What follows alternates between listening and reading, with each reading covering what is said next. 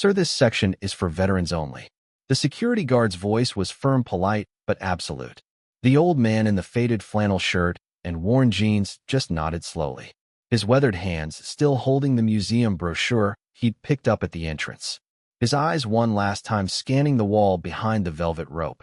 The Marine Sniper Wall of Honor. Dozens of names etched in black granite, each one representing a legend, each one a ghost of precision and sacrifice.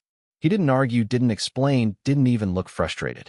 He just folded the brochure, carefully placed it on the information desk, and walked toward the exit, his steps echoing softly in the marble hallway of the Marine Corps Heritage Museum. The same shuffle that had carried him 3 buses and 47 miles to get here. The same quiet dignity that had carried him through 68 years of life and 40 years of silence. But what the security guard didn't know, what the receptionist who'd been watching didn't understand, was that the name the old man had been staring at, the one carved in stone surrounded by legends, belonged to him. And the colonel who was about to walk through those same glass doors was already reaching for his phone. Because he'd just seen something impossible. Someone who wasn't supposed to exist anymore. Someone the Marine Corps had been looking for decades. The museum had been open for less than 2 hours when Robert Chun arrived that Tuesday morning. He'd taken the first bus from Richmond at dawn, changed twice, carried a small backpack with a sandwich and a thermos of coffee his neighbor had made for him. The same neighbor who'd been trying to get him to visit this place for 3 years. The same neighbor who had no idea why Chun had been refusing to go. The same neighbor who didn't know that seeing your own name on a wall of honor, when you've spent 40 years trying to disappear, is the kind of thing that keeps a man awake at night. Welcome to the Human Stories. Before we continue with this incredible story, tell us in the comments from which city in the world are you watching this video today. And if you believe stories like this deserve to be told, hit that subscribe button to support our channel. We're growing every day, and your support means everything to us. The Marine Corps Heritage Museum sits like a fortress of memories in Triangle, Virginia, just outside Quantico, where young Marines learn to become something more than soldiers. The building itself rises from the earth like a monument to everything the Corps represents. Honor, courage, commitment. But on this particular Tuesday morning, it was about to become something else entirely. A place where the past and present would collide in a way no one saw coming. Robert Chun had been standing outside the entrance for 20 minutes before the doors opened. Not because he was eager, because he was terrified. Terrified of what he might see. Terrified of what he might feel. But mostly terrified that someone might recognize him. That someone might remember. That someone might ask questions he'd spent 4 decades learning not to answer. The security checkpoint was routine. Metal detector. Bag check. Name on the visitor log. He wrote Robert Chun in careful block letters. The same handwriting that had once signed kill confirmations. The same steady hand that had once held a rifle so still that heartbeats were the only movement.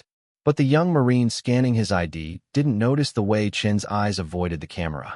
Didn't notice how he kept his head down. Didn't notice that this visitor moved through the world like someone who'd learned long ago that being invisible was safer than being seen. Inside the museum was everything Chun had expected and nothing he was prepared for. Displays of uniforms he'd worn, weapons he'd carried, maps of places he'd been, places he'd never talked about, places that still visited him in dreams. The Vietnam exhibits were comprehensive. The Korean War section was respectful. But it was the modern warfare displays that made his chest tighten. Because progress had been made. Because the equipment was better. Because fewer Marines died, now doing what he'd done with far less support, far less technology, far less chance of coming home. He moved through the exhibits slowly, reading every placard, studying every photograph.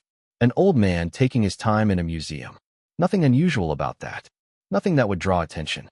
Until he reached the section he'd been both avoiding and seeking. The Wall of Honor. The place where heroes were remembered. The place where legends lived forever. The place where his name waited like a ghost he'd been running from since 1974. The wall was beautiful. Black granite polished to mirror shine. Names arranged by conflict, by unit, by date of death.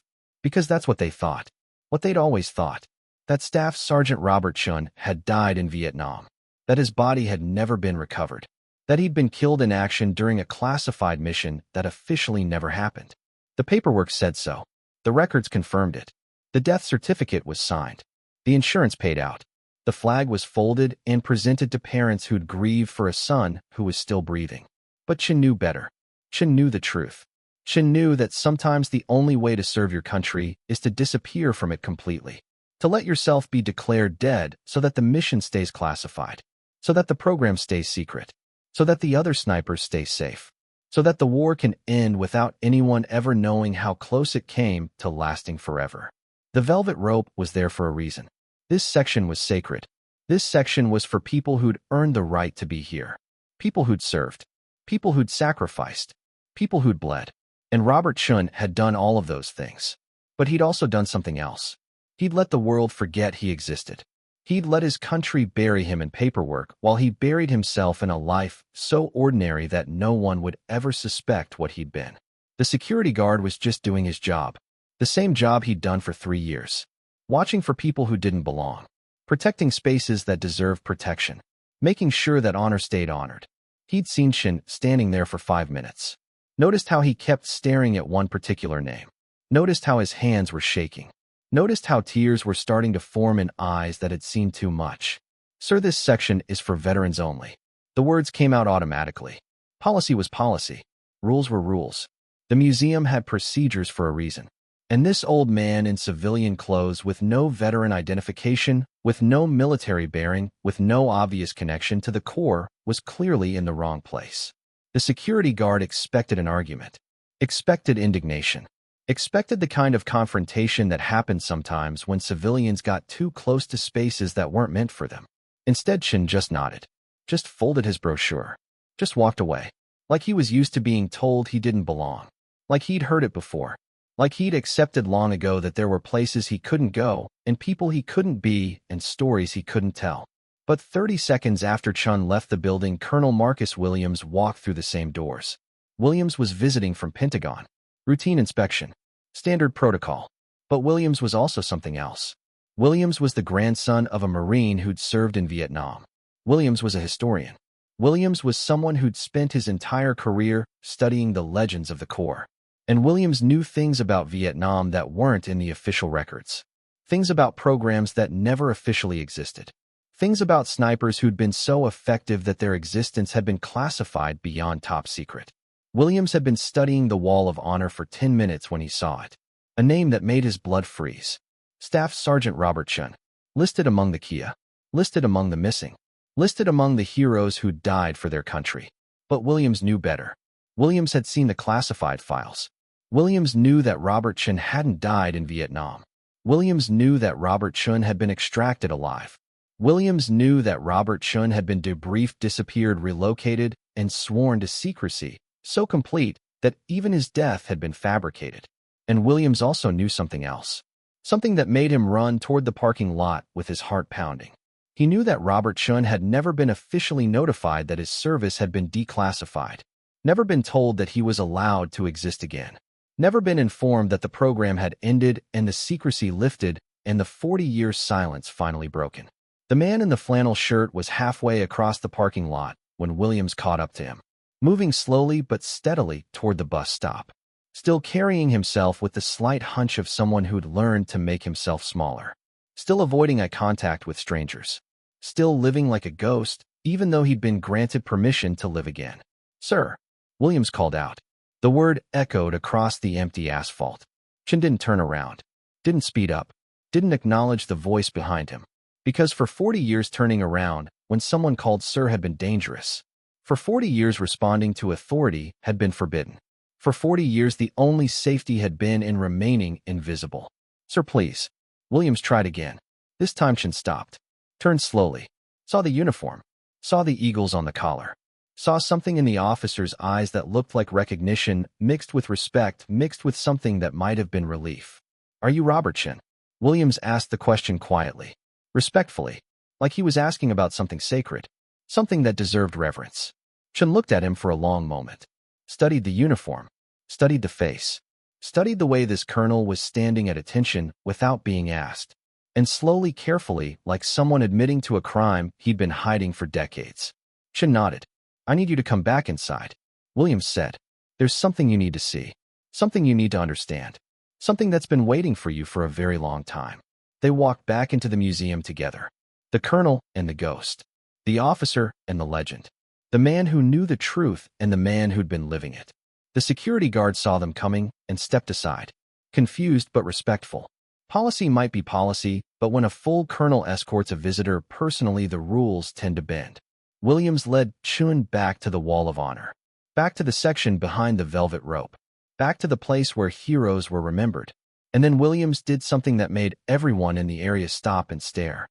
He unhooked the rope, stepped aside, and gestured for Chun to enter. "This section is for veterans," Williams said quietly, his voice carrying across the marble floor, his words reaching every ear in the vicinity, his tone making it clear that something important was happening, something that demanded attention, something that deserved witness. Chun stepped forward slowly, walked to the wall, found his name among the others. Staff Sergeant Robert Chun, Vietnam 1973, killed in action, missing in action, Medal of Honor recipient. The lies and the truth mixed together in granite and gold. The Medal of Honor recipient part was new. That hadn't been on the records when Chun disappeared. That had been added later, after the mission files were reviewed, after the kill counts were verified, after someone decided that 40 confirmed enemy kills in 6 months, including 3 that ended major operations, deserved recognition even if the recipient was officially dead. Williams stepped up beside him, pulled out his phone, made a call that would change everything. "This is Colonel Williams at the Heritage Museum. I need you to contact the commandant immediately. We have a situation here. A good situation. A miraculous situation. Staff Sergeant Robert Chun is alive. He's standing right here. And he needs to know that his silence has been lifted." The conversation that followed was brief, professional, historic, because it's not every day that a dead hero comes back to life. It's not every day that classified programs get declassified by accident. It's not every day that a man gets to discover that his country never forgot him, even when he was forced to forget himself. Other visitors had started to gather. Word was spreading through the museum. Something special was happening. Something unprecedented. Something that might never happen again. The security guard who'd asked Chun to leave was standing at the edge of the crowd, his face red with embarrassment and confusion, his hand moving toward his radio like he wasn't sure whether to call for backup or for forgiveness. Williams noticed, walked over to the young Marine, spoke quietly but firmly. "That man served his country in ways you can't imagine. That man saved lives you'll never know about. That man has been carrying secrets for 40 years that would break most people." He wasn't trying to sneak into a restricted area. He was trying to visit his own memorial. By now the museum director had arrived, along with 3 other officers, along with a crowd of visitors who sensed they were witnessing something historic. Chun stood at the center of it all, still quiet, still dignified, still carrying himself like someone who'd learned that attention was dangerous. But something had changed in his posture. Something had shifted in his breathing. Like a weight he'd been carrying for decades was finally starting to lift. The museum director approached carefully, respectfully, like someone meeting a legend. "Mr. Chun, I'm Director Harrison. On behalf of the Marine Corps and this institution, I want to apologize. You should never have been asked to leave. You should never have been separated from this memorial. This place was built to honor Marines like you. Marines who gave everything for their country. Marines who sacrificed more than most people can understand." Chun looked around at the faces surrounding him. Young Marines, old veterans, families with children, tour groups with cameras, all of them staring at him with something that looked like awe mixed with curiosity, mixed with respect. And for the first time in 40 years, Robert Chun spoke about his service. "I wasn't supposed to exist." His voice was quiet but clear, carrying across the marble floor like a confession, like a prayer, like a secret finally being shared. "The program I was in, the missions I ran, they were classified so far beyond top secret that even my death had to be fabricated. I've been living under a different name in a different state with a different life because that was the only way to keep everyone else safe." He paused, looked at his name on the wall, looked at the Medal of Honor notation he'd never known existed, looked at the faces around him who were hanging on every word. "I came here today because I thought it was finally time. Time to see my name with my own eyes. Time to say goodbye to the Marine I used to be. Time to make peace with the ghost I've been living as. But I never expected this. Never expected anyone to know. Never expected anyone to care. Never expected to learn that my country hadn't forgotten me, even when I was forced to forget myself." The crowd was silent, reverent, witnessing something that belonged in history books. Something that would be talked about for decades.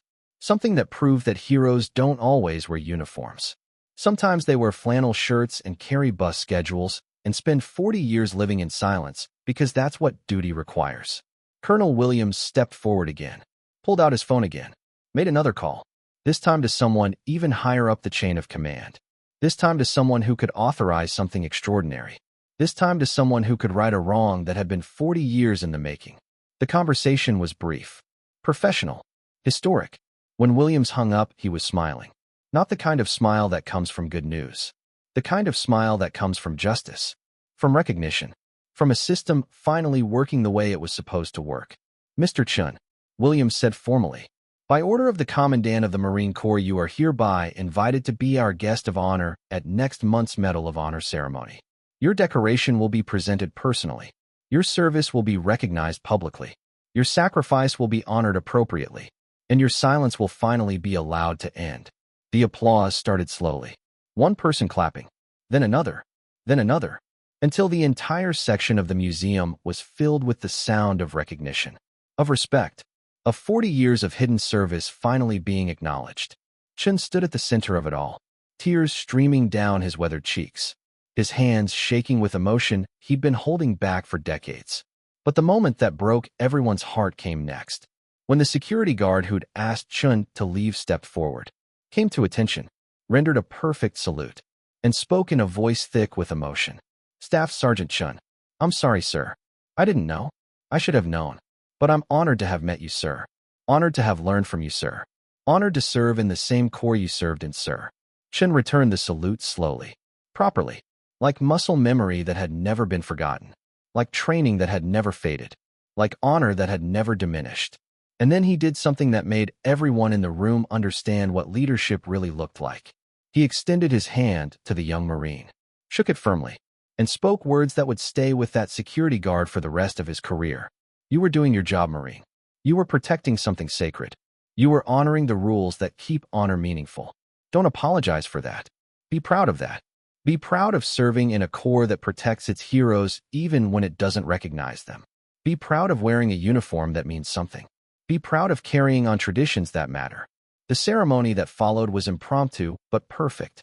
Director Harrison opened the velvet rope permanently, announced that from now on this section would be accessible to all visitors, that the stories of the heroes on this wall would be shared, not hidden, that recognition would be public, not secret, that honor would be celebrated, not classified. Williams presented Chun with a temporary identification card, official documentation that he was indeed who he claimed to be, that his service was real, that his sacrifice was recognized, that his silence was finally lifted, and that he was welcome wherever Marines gathered for as long as Marines existed. Other visitors began approaching, veterans who recognized something in Chun's bearing, families who wanted to thank him, young people who wanted to hear stories about service and sacrifice and what it means to put country before self. And for the first time in 40 years, Robert Chun began to remember what it felt like to be proud of what he'd done, what it felt like to be honored for service instead of hidden because of it. But the most meaningful moment came when an elderly woman approached. She was walking slowly, using a cane, wearing a gold star mother pin on her jacket. Her eyes were bright but sad. Her voice was gentle but strong. She'd been listening to everything, watching everything, understanding everything. Young man, she said to Chun, and despite his 68 years, despite his weathered face, despite his gray hair, she somehow made the word fit. Young man, I want you to know something. My son died in Vietnam. His name is on this wall too. And for 50 years I've been coming here to visit him, to talk to him, to tell him about his nieces and nephews he never got to meet. And I've always wondered about the other names, about the other mothers who lost their sons, about the other families who never got closure. She paused, looked at Chun's name on the wall, looked at Chun standing beside it, looked at the impossible miracle of a dead hero being alive. Seeing you here today, seeing your name on this wall while you're standing right next to it, it gives me hope. Hope that maybe somehow my son is still out there too. Hope that maybe the stories we tell ourselves about loss and sacrifice and final goodbyes aren't always the end of the story. Hope that sometimes the heroes we think we've lost are just waiting for the right moment to come home. She reached out, took Chun's hand, held it with the strength of someone who'd spent decades learning how to carry grief with grace. And when she spoke again, her voice carried the wisdom of every military mother who'd ever watched her child disappear into service. Thank you for coming back. Thank you for letting us see you. Thank you for showing us that sometimes the dead aren't really dead. They're just carrying secrets too heavy to share until someone gives them permission to put them down. By the time Chen left the museum that day, everything had changed. The security guards knew his name. The director had his phone number. The colonel had promised to personally escort him to the Medal of Honor ceremony. And the woman at the information desk had already started preparing a special display about classified programs and the Marines who served in them and the families who learned to grieve for heroes who weren't actually gone. But the most important change was in Chen himself. For 40 years, he'd been carrying the weight of service that couldn't be acknowledged, the burden of sacrifice that couldn't be shared, the loneliness of being a hero who had to pretend he'd never been heroic. And now, for the first time since 1974, he could remember what it felt like to stand up straight, to make eye contact, to exist without apology. The bus ride home was different too. Instead of sitting in the back staring out the window at passing scenery, he found himself talking to other passengers, answering questions about where he'd been, sharing stories about the museum, being present in conversations instead of hiding from them, being human instead of invisible. His neighbor was waiting when he got home. The same neighbor who'd been encouraging him to visit the museum. The same neighbor who'd made him coffee and sandwiches for the trip. The same neighbor who'd been wondering for 3 years why a man his age had never been to see the Marine exhibits. The same neighbor who was about to learn that sometimes the most ordinary people are carrying the most extraordinary stories. "Robert," she called out as he walked up the path to his small apartment. "How was the museum? Did you enjoy it? Did you see everything you wanted to see?" Chen stopped, looked at her, looked at the concern in her eyes, looked at the kindness that had been trying to take care of him for years without knowing why he needed taking care of. And slowly, carefully, like someone learning to trust again, he began to tell her the truth. "Actually," he said, his voice stronger than it had been in decades, "I saw more than I expected. I learned things I didn't know. I met people I needed to meet. And I discovered that sometimes coming home takes 40 years longer than you think it will." 3 weeks later, Chen was back at the museum. This time as a guest of honor. This time wearing the dress blue uniform that had been tailored specifically for the occasion. This time with his chest bearing the decorations he'd earned but never received. The Medal of Honor. The Purple Heart. The Bronze Star with V device. The Vietnam Service Medal. The Combat Action Ribbon. The recognition of a career that had officially never existed. The ceremony was small but perfect. The commandant himself presented the Medal of Honor. The same medal that had been approved in 1974 but never presented because the recipient was supposedly dead. The same medal that had been waiting in a classified file for 4 decades. The same medal that finally found its way to the man who'd earned it through service so distinguished that it had to be hidden to remain effective. When Chen stepped up to receive the medal, the audience rose to their feet. Not because protocol required it, because respect demanded it. Because they were witnessing something rare and beautiful and important. The resurrection of a hero. The recognition of sacrifice. The celebration of service that had been hidden too long. But the moment that mattered most came after the ceremony. When Chen was back at the Wall of Honor. Standing in front of his name. No longer separated by velvet rope. No longer banned from his own memorial. No longer forced to honor his service in secret. The plaque had been updated. Staff Sergeant Robert Chen. Vietnam 1973. Medal of Honor recipient. Served with distinction in classified operations. Returned home after 40 years of silence. Hero. Marine. American. And for the first time since he'd walked out of that museum months ago. For the first time since he'd been told he didn't belong. For the first time since he'd learned to live as a ghost. Robert Chen was exactly where he was supposed to be. In a place that honored service. Among people who understood sacrifice. Recognized for what he'd given, celebrated for who he'd been, welcome in the home he'd never stopped serving even when serving meant disappearing. Sometimes heroes don't get parades. Sometimes they get silence. Sometimes they get secrecy. Sometimes they get 40 years of carrying stories too classified to share. But sometimes, if we're lucky, if we're paying attention, if we remember that ordinary people often carry extraordinary histories. Sometimes those heroes get to come home. Sometimes they get to be recognized. Sometimes they get to discover that their country never forgot them even when they were forced to forget themselves. And sometimes a security guard doing his job becomes the catalyst for justice. Sometimes a colonel with historical knowledge becomes the bridge between past and present. Sometimes a museum becomes the stage where hidden stories finally get told. Sometimes a wall of honor becomes a place where the dead get to come back to life. This story was brought to you by the Human Stories. Before we leave you today, here's our question. Have you ever known someone who never asked for recognition, but deserved more than anyone else? Someone who served quietly. Someone who sacrificed privately. Someone who carried honor without expecting acknowledgement. Tell us in the comments what they meant to you and how their example shaped your understanding of what real heroism looks like. And if you think stories like this need to be heard, hit that subscribe button to support the channel. We'll see you in the next one.